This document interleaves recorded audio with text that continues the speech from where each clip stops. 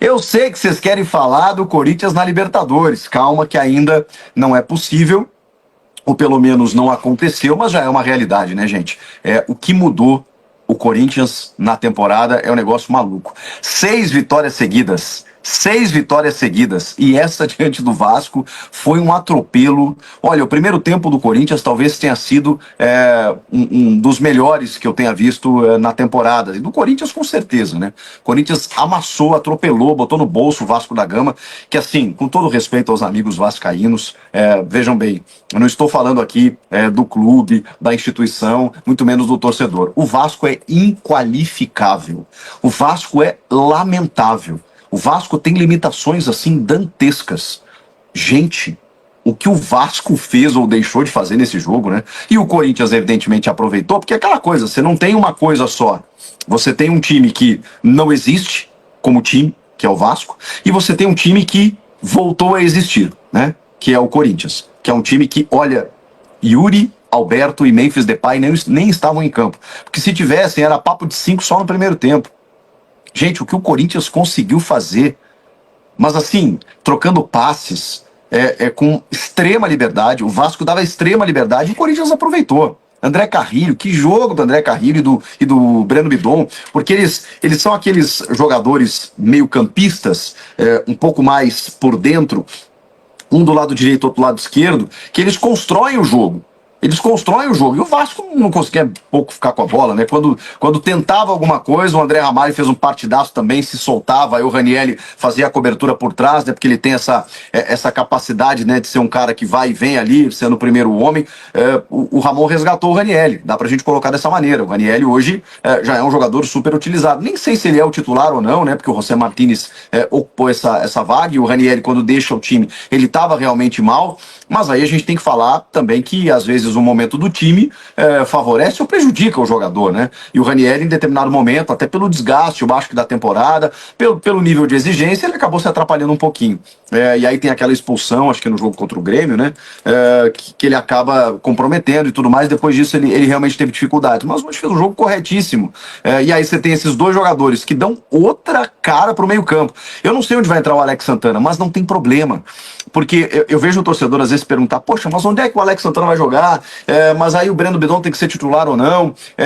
Poxa, o Thales hoje jogou bem, mas tem o Yuri e o Memphis. Não interessa, gente. É para isso que tem elenco. É para isso que hoje, numa ausência do Memphis e do Yuri, você tem um ataque como o Thales e o Romero, que em determinado momento foi um ataque titular. Hoje é um ataque reserva. E que entra num time ajustado e lindo, lindo. Você tem que fazer correções pro ano que vem? Tem que fazer alguns ajustes.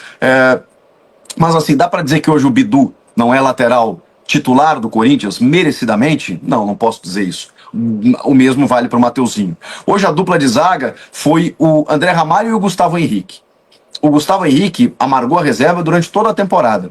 E o Félix Torres, que acho que nem joga esse ano mais, né, por conta da lesão que teve. Será que é o Félix Torres que merecia titularidade? Será que é o Kaká, que em determinado momento do ano foi muito bem, foi importante, foi útil? Mas, poxa, hoje deu gosto de ver, cara. O André Ramalho e o Gustavo Henrique, qualidade de jogo. Eles são mais lentos, você não pode se expor tanto contra determinadas equipes, isso é fato. Mas hoje o time joga tão encaixado, né, de uma forma tão encaixada, que até esses dois, cara, deu certo. O André é titularíssimo, né? Mas o Gustavo Henrique ali, eu ficava me perguntando, poxa, são dois jogadores mais veteranos, né? Será que você não tem que ter um zagueiro mais ágil? Hoje não precisou.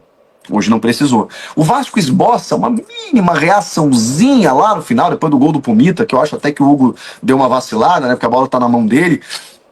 Mas foi só. Era a única maneira que o Vasco poderia ameaçar o Corinthians numa aleatoriedade, num chute a média distância. Até tentou no primeiro tempo, no final do primeiro tempo, né? Uns chutes assim, sabe, sem direção alguma. E aí esse do Pumita acabou entrando e tudo mais. E já tava 3-0. E aí a gente já tava lá se encaminhando pro final. Era quase 30 minutos de jogo, né? O gol do Pumita. 31 minutos. Até os 30 do segundo tempo, o Ramon não tinha feito nenhuma troca. E aí depois foi rodar o elenco, né? Pedro Raul, Pedro Henrique, Coronado, que entrou muito mal. Eu gosto do Coronado, mas ele entrou muito mal, entrou meio, desligado do jogo. E aí a gente pode ver até por alguns minutos o Garro e o Coronado, que é o que a galera cobra, né? esse era o jogo que dava para você botar no segundo tempo, por alguns minutos, e aí depois o Ramon tirou o Garro para que ele fosse ovacionado pela torcida pelo jogo que fez para a entrada do Charles, para dar uma, digamos, uma cobertura maior ali no meio campo, só para dar uma seguradinha, na verdade. O Garro, cara, na ausência do Yuri e do Memphis, ele pensou o quê? Eu vou fazer meus golzinhos, eu fico dando gol para esses caras aí hoje que eles não estão, eu vou aproveitar. Mas o Thales e o Romero, que foram os atacantes, eles tiveram uma participação muito boa, cara, de verdade. Porque você não tem ali um atacante fixo, e embora eles não tivessem marcado num jogo que terminou 3-1, poderia ter terminado 3-0, poderia ter terminado 5-0, na verdade, pelo que jogou o Corinthians, pelos gols perdidos. Eles se movimentaram tanto que a defesa do Vasco tava zonza, tava batendo cabeça, tava tipo, sabe, uma barata tonta tentando achar os caras. Porque eles fazem isso aqui, ó. E aí permitiam, inclusive, que o Garro recebesse na entrada da área completamente livre de marcação. E aí você deixar o Garro para finalizar, é um adeus, né? É um abraço. E aí o Garro marcou 2 vezes, poderia ter marcado mais, tem um gol de cabeça que ele perde, porque a defesa do Vasco, meu Deus, que liberdade. O André Ramalho subiu sozinho no segundo tempo, já com 3 zagueiros, porque aí o Rafael Paiva bota o Maicon, God of the Zaga lá junto, né, para ser mais um zagueiro, tira um atacante, para tentar evitar uma goleada histórica, né. E conseguiu muito mais porque o Corinthians deu uma baixada no ritmo do que por qualquer outra coisa, porque o Corinthians perdeu uns golzinhos ainda no segundo tempo. Mas aí o Galo perde um gol, o Romero no primeiro minuto tenta um voleio, a defesa do Vasco, gente, e o Corinthians aproveitou. O Corinthians hoje tem uma consistência de jogo. Você vê o time jogando, se impôs dentro de casa, foi para buscar o resultado, entendeu que não podia cumprir tabela, tem um objetivo a ser alcançado, tem uma torcida ali que merece respeito pelo ano atribulado que foi.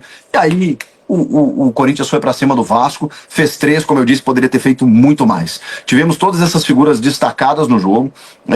Cara, acho que todo mundo jogou bem, assim, não vi ninguém destoar, assim, mesmo que, repito, o Thales e o Romero, em algum momento, poxa, não fizeram gols e tal, eles se movimentaram, foi muito interessante ver o modelo tático do jogo.